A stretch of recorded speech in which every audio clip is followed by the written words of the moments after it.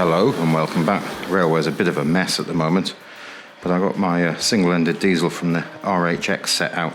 If you have a look at the insert picture there, you can see the set. We saw it in earlier videos a year or so ago, I suppose. I'll leave a link in the description box. I think I just got this one out. It just seems I had these silver TC coaches out that we had with the Baltic tank locomotive recently. It seemed like a good idea to run it. Let me rotate this camera around, and then we'll have a look what's been going on the railway. So I've removed the elevated section, and it is coming back, but to go any further with the railway, really what I've had to do is pin this track down. So the track on this edge of the layout, this 3-rail track, everything's going to have to be measured off that. So this line is down, this line's down, this line's down, this line is provisionally down, so it's just pinned down. I'm waiting for some track screws to put that down. The 3-rail, let me just zoom in a little bit and we'll have a look what's been going on there. So the 3-rail is screwed carefully down, so that's all nice and secure. So when I get serious and put this elevated section in, everything's going to stay where I leave it, whereas the track's just was creeping around before, and it was just an accident waiting to happen, really. So everything's measured. I can't remember the measurements now.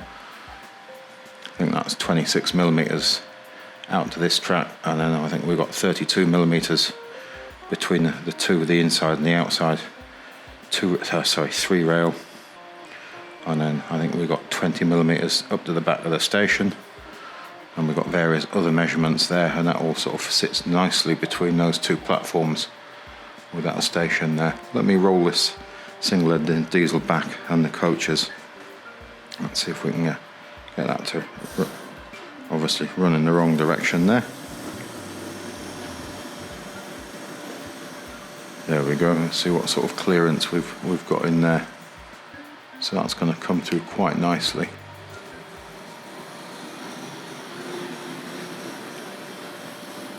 So let's just have a quick look at that. This is the one with the slightly earlier motor. It's got an XO4 type motor rather than a motor bogie. Let's see if we can have a look at that. So if we want to have a closer look at this motor, there is an earlier video with either this one or another one. I think I have 2 of these motors. So the other one doesn't have a lamp in the bogie, and the bodywork is very, very poor. But quite an interesting thing. It's not as powerful as the motor bogie that came next.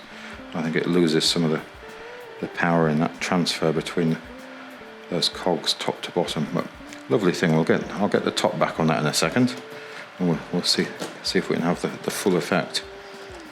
Actually, let's see if we can get the top back on there now. Maybe we can do this one-handed, or maybe I'm going to have to cut away from this.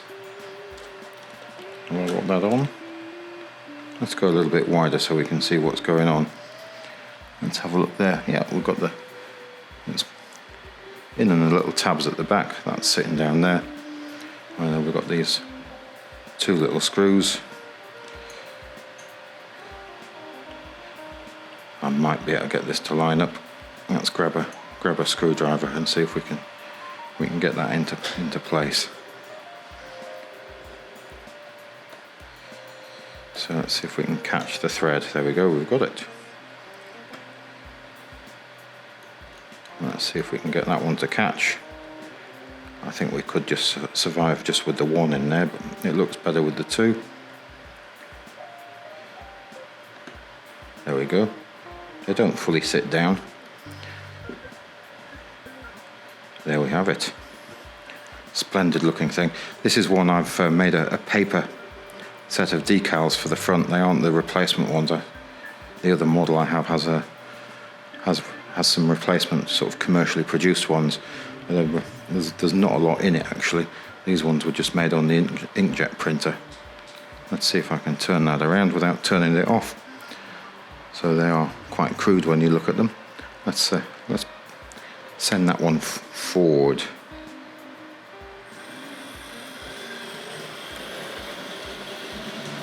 There we go. And let's bring it back and see if we can see the lamp as it rolls back towards the coaches.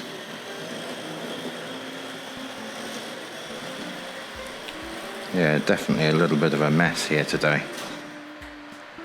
And let's wind that up a little bit.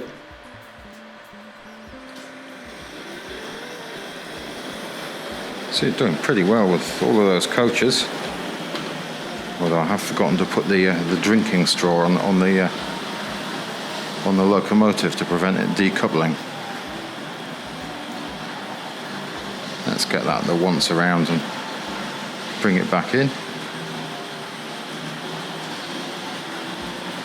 Let's see if we can catch it coming under what's left of the station.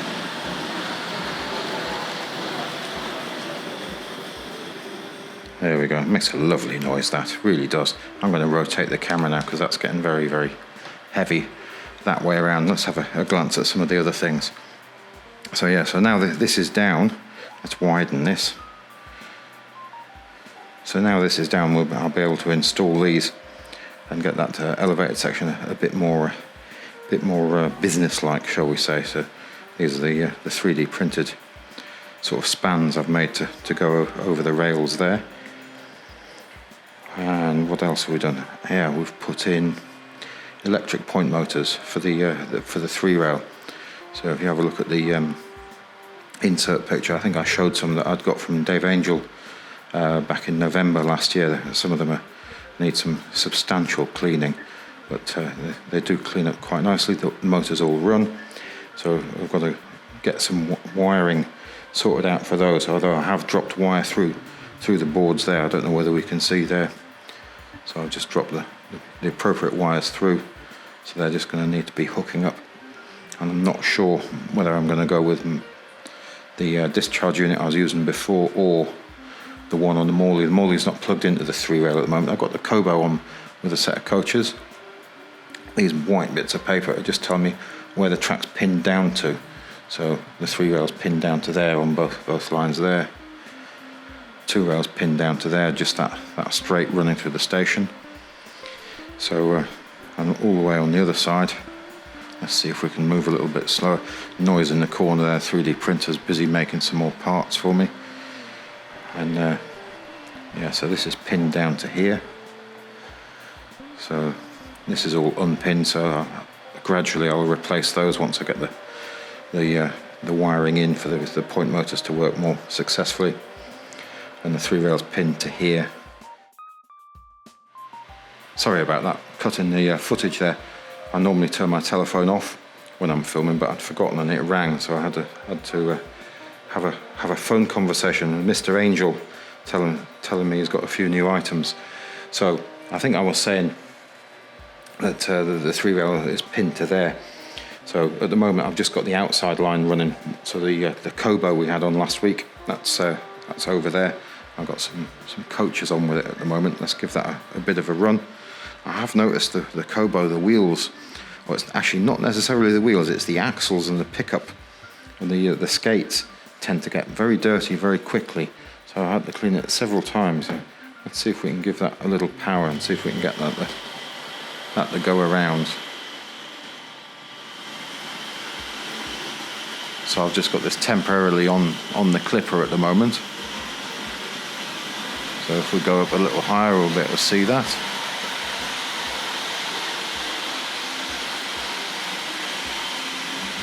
I don't think I left anything on the rails over there. Lovely sound. Whoops, I did leave something on the rails, didn't I? That's definitely going to upset things a little bit, isn't it? Let's get that out of the way. Sorry, I'm just bending down there. Put that controller away. Let's grab the controls again here. So the clipper's just on here, just with crocodile clips into the track there at the moment. The Morley is completely unplugged, so it's not in any way connected at the moment. Let's see if we can get more power into this now.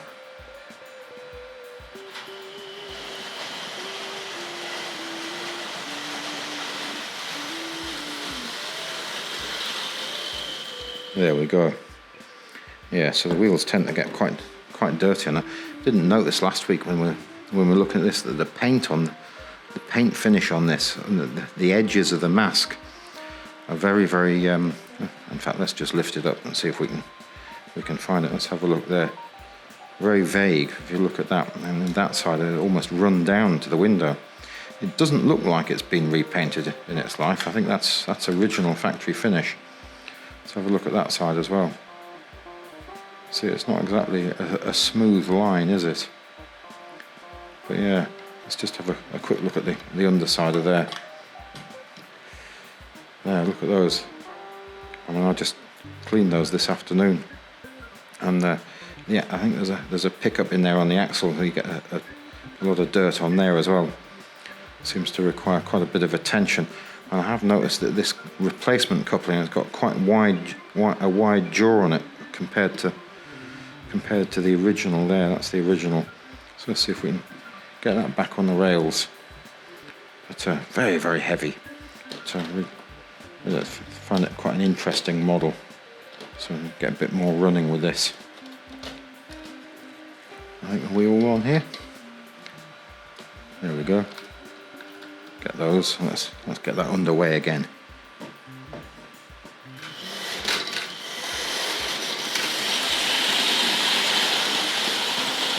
Yeah, it didn't like that as it moved off into the corner of the room.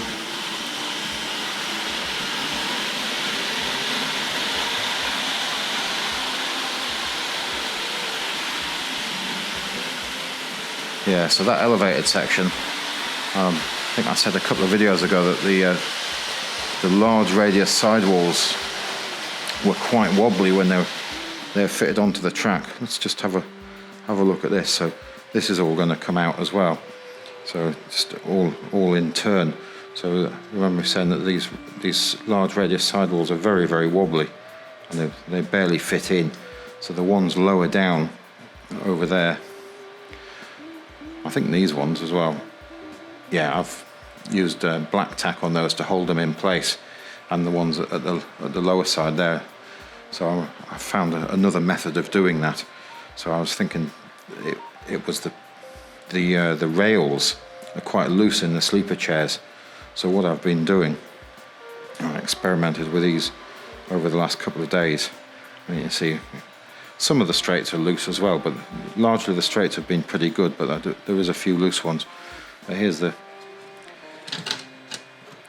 couple I've done. So I haven't glued the sidewalls to the track, but what I've done is glue the track to the sleeper beds, not all the way around, but just in the areas where the sidewalls come through between the track and the bed.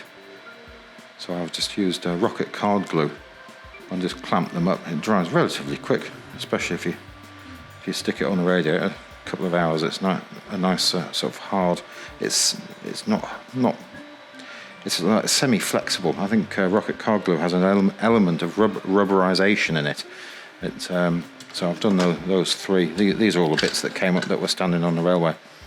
So I'm quite pleased with that. So that's going to go in really quite nicely. Let's have a look at the rest of the bits and pieces. These are some of the bigger spans I had in. They're all getting tangled up. So I have got a slight modification. Some of those are going to be adjusted slightly. So yeah, there we go.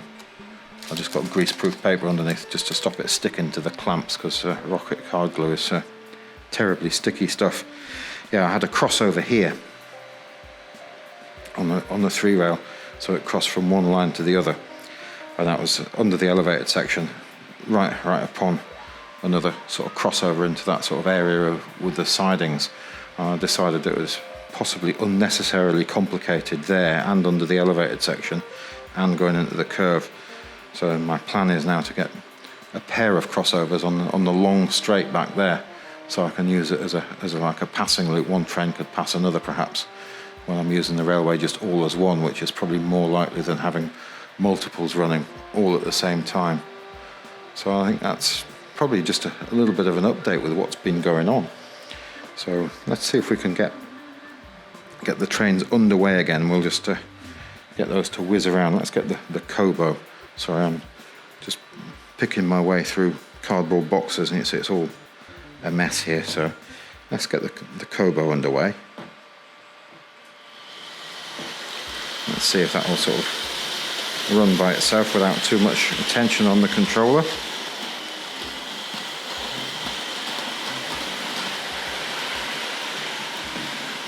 There we go.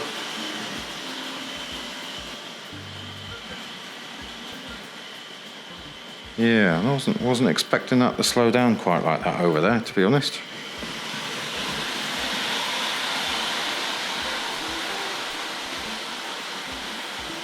Yeah, I've been fiddling with the rails and loads of stuff's moved around.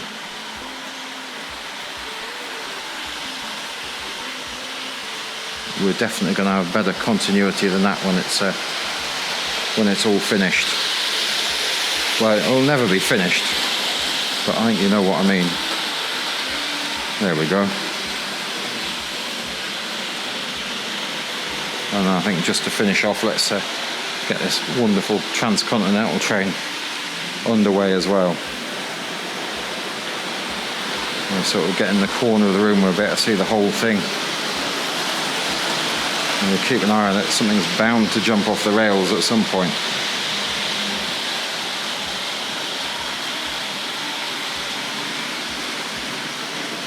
There we go, here comes that TC diesel train. R.55, I think it's probably from around the mid-1950s, this. And some of the coaches came along in the later 50s.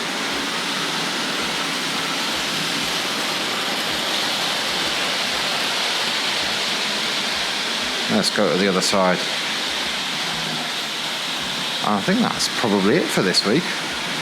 But thanks again for watching. Well, hopefully we'll be a bit tidier in the next video. Goodbye now.